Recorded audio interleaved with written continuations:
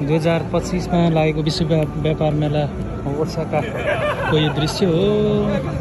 विभिन्न देशहरू सहभागी भइरहेको यो विश्व मेलामा नेपालले पनि सहभागिता जनाएको थियो, जसमा धेरै देशहरूले आफ्नो परफर्मेन्स अथवा आफ्नो ट्यालेन्ट अथवा आफ्नो कल्चर, आफ्नो चीज वस्तुहरू देखाइरहेका छन्, दृश्यहरू देखाइरहेका छन्। र यसै बिचमा हाम्रो देश नेपालले पनि भाग लिइरहेको थियो। र नेपालको अवस्था के छ त है त? नेपालको मैले घर देखाउँदैछु तपाईँलाई। यहाँ विश्वका खाडी मुलुकहरू सँगसँगै युरोपियन मुलुकहरू र अन्य देशहरू पनि रहेका छन्। त्यसमध्ये नेपालले पनि सहभागिता जनाएको थियो। तपाईँले दृश्यमा देखिसक्नु भएको पनि छ। नेपालको अवस्था चाहिँ यो चाहिँ नेपाली घर हो। नेपाली घर चाहिँ वरिपरि यसरी छेकिएर राखिएको छ। यो चाहिँ किन यस्तो भयो होला? मैले जुन अरू भिडियोहरू पनि तपाईँलाई देखाउने छु। यो चाहिँ हाम्रो नेपालको बिल्डिङ दृश्य हो, जुन नेपाली मौलिक तरिकाले बनाइएको यो भवन छ।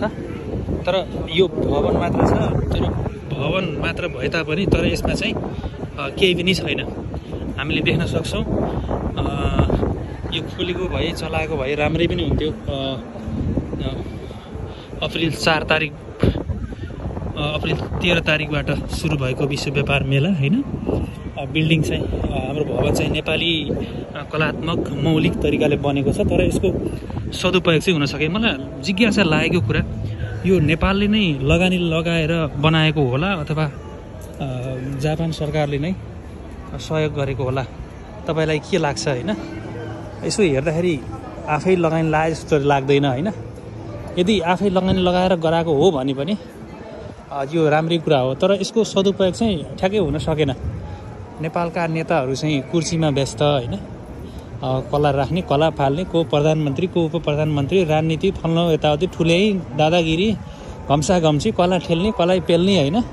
त्यसैमा व्यस्त भइरहँदाखेरि अब हाम्रो देशको चाहिँ जुन एउटा बिल्डिङ छ अथवा भवन छ, नेपाली कलात्मक तरिकाले धेरै मान्छेहरूले यसरी भिडियो खिच्दै लैजाँदै गइरहेका छन्। यसभित्र हाम्रो कला संस्कृतिलाई देखाउन सक्ने हो भने जे कुराहरू देखिन्छन् ती कुराहरूलाई देखाउन सक्ने हो भने कति प्रभावकारी हुन्थ्यो होला, कति राम्रो हुन्थ्यो होला, हामीलाई सुन्दा पनि राम्रो लाग्थ्यो होला।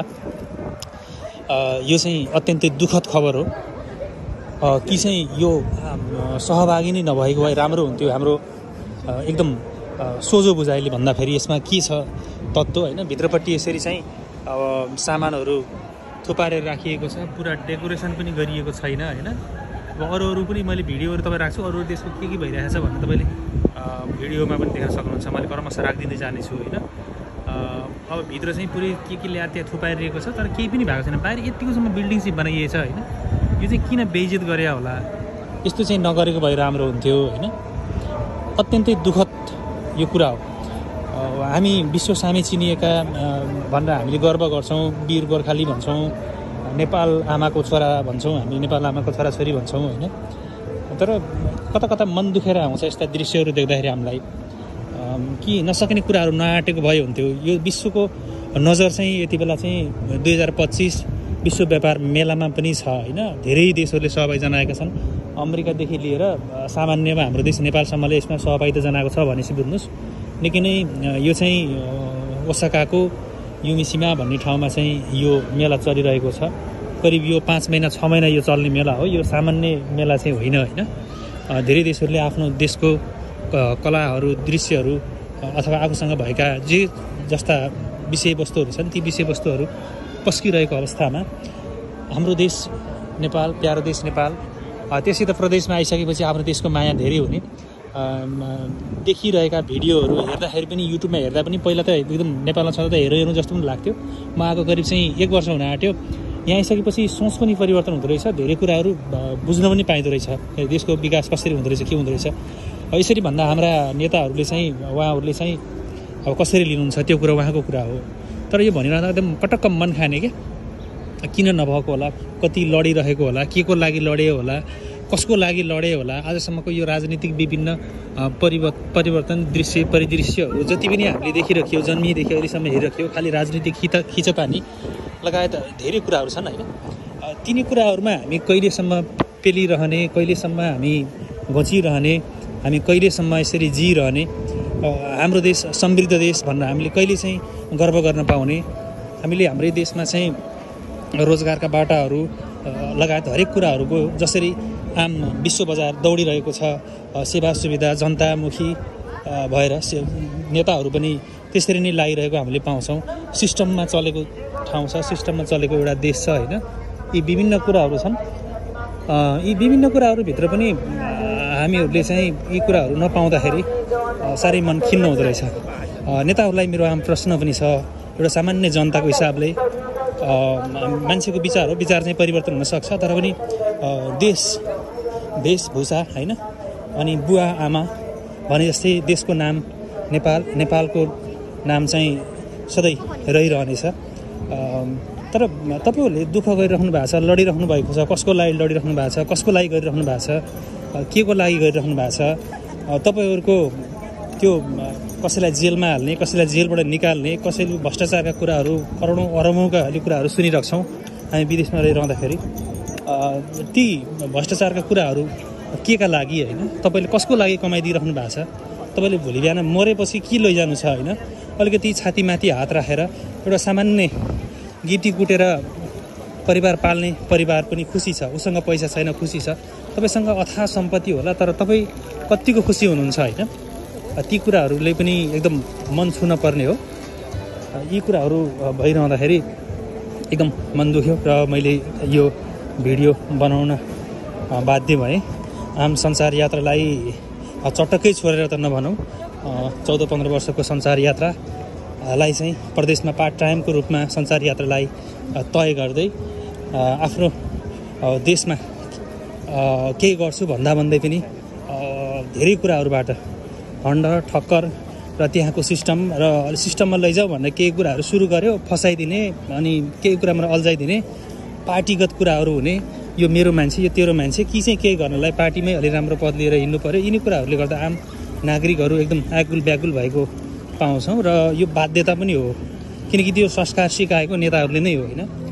जनताहरूले त छाक टार्नलाई यताउति गरिरहेको छ, तर जो दक्ष हाम्रो शक्ति छ, युवा शक्ति छ अथवा एउटा जुन जनशक्ति छ, त्यो जनशक्ति सरासर अहिले जसरी पलायन भइरहेको छ परदेशतिर, यसले चाहिँ देशको लागि के गर्छ। मैले भन्छु जसरी हुन्छ देश बनाउनेतिर लाग्नुहोस्, तपाईँहरूले प्रदेशमा आएर बुझ्नुहोस्, सुख दुःख बुझ्नुहोस्। मैले गरेको काम तैँले गरेको काम भनेर यो भन्न जरुरी छैन, आम जनताले बुझ्ने कुरा हो। जसरी मैले यो दृश्य तपाईँलाई देखाइरहेको छु, यो करिब 2 वर्षमा तय भएको कुरा हो। यो धेरै ठुलो छ। 2 वर्षमा यहाँका संरचनाहरू 2 वर्ष 2.5 वर्षमा हेर्ने यहाँको संरचनाहरू कति मजाले बनेका छन्, कति राम्रो भएको छ। समुद्र थियो अरे यहाँनिर होइन, समुद्र पुरेर यसो बनाइएको छ। अब हामीले पनि चाहने भने के हुन सक्दैन। पैसा तपाईँले के को लागि कमाउनु भएको छ? आखिर एउटै परिवार एउटै देशमा एकै ठाउँ बसेर सुख दुःख होइन, देशका कुरा गर्न पाइयोस्, गर्वका कुराहरू गर्न पाइयोस्। हाम्रो देशले यस्तो उत्पादन गर्यो, विश्व बजारमा यस्तो गएको छ, भोलि बिहान हामीले फेरि यो बनाउँदैछौँ भन्ने एउटा हुटुटी मान्छेमा जाग्ने गरी तपाईँहरूले विकास कहिले गर्नुहुन्छ? मेरो प्रश्न।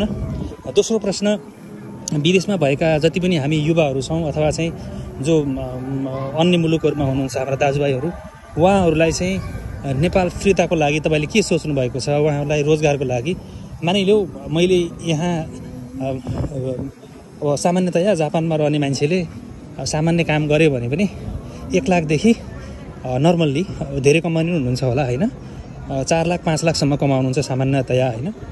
अब त्यो पैसा एक हिसाबले भन्ने हो भने नेपालमा सबै कुराहरू हुन्छ नि, स्वास्थ्य शिक्षा हरेक कुराहरू सबै फेसिलिटी दिने हो भने हामीलाई 30 देखि 50 हजार हुने हो भने हाम्रो जीवनयापन खानपिन आहार बिहार लगभग पुग्छ। स्वास्थ्य शिक्षा सबै कुराहरू जिम्मेवारी राज्यले लिने हो भने हामी के को लागि दुःख गर्नु पर्यो होइन।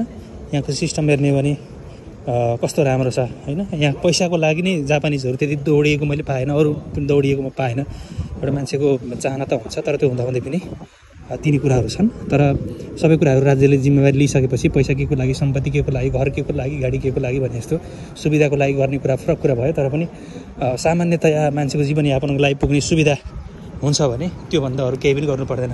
धन्यवाद। कस्तो लाग्यो भिडियो कमेन्ट गर्नुहोला, लाइक गर्नुहोला। Thank you very much.